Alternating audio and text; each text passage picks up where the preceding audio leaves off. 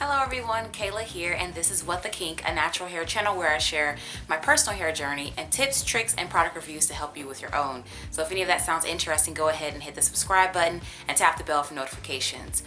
So y'all, I was in Target and I was surprised by two things. First of all, by the fact that there was Wetline Xtreme in Target, because that's not where I buy it because they usually don't have it. And the second thing that I was surprised by is the fact that they had it in completely different packaging. So this is the Wetline Xtreme that I came across in the store, and this Wetline appears to be very different from the original green top Wetline, which I also have one of those over here as well. Now, there are very few videos that are on this new product, but I decided that I would go ahead and do a comparison in which I use the original green on the left side of my head, and then I'm going to use the blue on the right side of my head. And that, by blue, I mean the blue, gray blue professional Duragray. This is to give you like a utility feel. This is the one that I'm going to use on the right side of my head. So we're going to get into the ingredients differences with this, and then we're also going to see how it lasts over a couple of days as well, because there is a little bit of a scandalo when it comes to the ingredients of the new product. Currently my hair is coated in the Mono's Hair Deep Conditioner, so I'm going to be rinsing that out in sections and then running back in here to style my hair. The leave-in is going to be Paul Mitchell the conditioner, because it's a conditioner that I know how it works. I don't want to have too many variables. The only different thing that I want in this video is the new Wetline.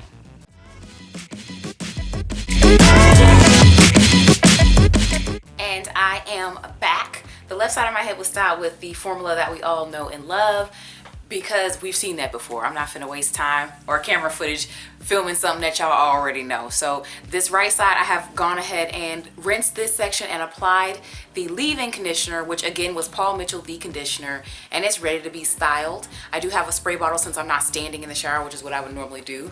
Hair was wet in the shower, so it is very, very wet. But you know what? Let me go ahead and pre-spray it, even though it still feels about how I would feel. Ooh. I can tell you how I feel about you night and day. Okay. So anyway, and we are ready, honey, ready to go, ready to style with this new product. Okay, let me open the jar. By the way, my friend Danielle made this. Isn't that cute? Anyway, yes, Danielle, I still have it. She made everybody one. Okay, so we're dipping into the new product. By the way, it smells about the same green apple smell that the other one has. Yeah, it's the same scent pretty much. We're dipping in, and here we go. So guys, let me tell you the main scandal that there was about the ingredients of this new gel, okay? People were looking at the ingredients and seeing sodium hydroxide. So yes, I'm smoothing a gel on my hair right now that has legit sodium hydroxide. And people were thinking that it was the first ingredient in the product, because the way that they have the ingredients put on this product, it's totally ineffective. It's just, it's not the best way to have it on there. So sodium hydroxide is not the first ingredient of this product. The way they have the label done is the ingredients start over here at the bottom, and then they continue over here. So therefore, sodium hydroxide is actually ingredient number 4 in this gel. The first ingredient is water, followed by glycerin, and then the next one is carbomer, and then it is sodium hydroxide.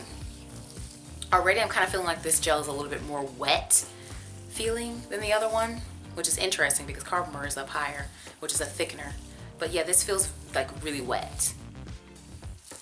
Anyhow, it does not immediately alarm me that sodium hydroxide is in this product, because typically when sodium hydroxide is in a formulation that's not a relaxer, it is there usually as a pH stabilizer. I'm willing to bet that some of this extra stuff that they added into this gel, because there are ingredients that provide hold in here that weren't in the other gel. I'm willing to bet that when they added that other stuff, something threw the pH off and they needed to put sodium hydroxide in there to get that pH back to where, you know, it needed to be for the product. So that does not really alarm me at all. Also, sodium hydroxide, when it's in a formulation with water, dissolves and neutralizes. So, and water is the first ingredient in this gel. What does give me, get me side-eyeing a little bit is the fact that they chose sodium hydroxide out of anything they could have used to adjust the pH, because sodium hydroxide is an irritant. So right now, as I'm currently using it, I am not experiencing any irritation. My eyes are not watering. I don't feel weepy or itchy or anything like that, but sodium hydroxide is known to be an irritant. So even though I'm not experiencing an issue, somebody will experience irritation from using this gel with an irritant as ingredient number 4. But yeah, so far, the only thing that I am noticing is that this gel feels really wet. So I am all done with both sides of my head, and as of right now, I feel like the new gel side is slightly shinier. I might be tripping. Let me show you. And then the other side,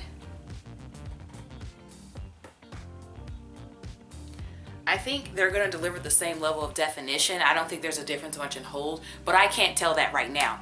Also with the irritation, because sodium hydroxide, as I said earlier, is a known irritant. I'm not experiencing any irritation at all. My eyes are completely fine, and that's with this part being styled and wet and hanging by my face. My eyes are fine. Usually if it's irritating me now, it'll irritate me under the hairdryer. I very rarely have something that doesn't irritate me here, but then I sit under the hairdryer and it starts to irritate me. So I'm assuming that it's not going to irritate me once I sit under the dryer. I'm still trying to decide how I'm going to dry this, because depending on how you dry it, you get different looks. I'll let you know what I decide to do when I come back. And we are dry. I chose to sit under the hairdryer after I ate and did a couple of things in my house, like literally less than an hour. Sat under the hairdryer, got my hair pretty much completely dry, but then sat around some more, and it's hours later, just blah, blah, blah, blah. And yeah, so this is what my hair looks like. This is the original that we know and love. And then this here is that new. And this is my hair with no styling. Like, my hair usually has like a little bit more of a layered look and all that as the days pass. But honestly, day one, I do my hair typically on day where I'm not going anywhere. So there's no styling. Like, this is literally no stretching, no styling. This is what my hair looks like on day one, fresh. I allow my bonnet and head wrapping and things like that to do what it do on my hair, and that you'll see, because I am going to include later footage, because as of right now, can you tell a difference? I really can't. I mean, I thought it was shinier, but now that I'm looking at it, I don't see a difference now that it is dry. Let me turn around to the back, since in the back it's a slightly different texture and curl pattern than the hair in the front.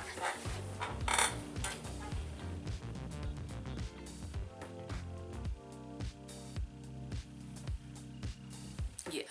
I don't see a difference, y'all. It was different when I was applying it. It was definitely a wetter product, as I said earlier. I definitely think I used less product because it was so wet. But as far as the finished result, in what, I can't even say day one, the first few hours, I don't see any difference. So we will see very, very soon how this, what plays out over the next couple of days. And we have reached day 5 of this wash and go. I wanted to have older hair, but my week said no. Okay, so here we have it. This is the new stuff. And this is the old and trusty. Okay. Honestly, I feel like dead on, if no one knows I had 2 gels in my hair, there is no difference between these two. Like, you really can't see a difference at all. I mean, it is what it is. Now, I did ask my husband yesterday, and he said he liked this side but felt like this side was going to last longer. A administrator at my school, we were talking, and she asked me what was in my hair. I told her, oh, I got 2 different gels on 2 sides of my head, and she feels like this side is longer than the other side. I also feel that same thing. I think that this side of my head is longer. This side of my hair is longer. But I don't know if it's like styling or product or growth. This hair grows longer than this hair always, 100%. But as you can see, it's real subtle. Like even with the bangs, there's a slight difference. It's real subtle though. So you can't really, it's not too noticeable that there's a difference.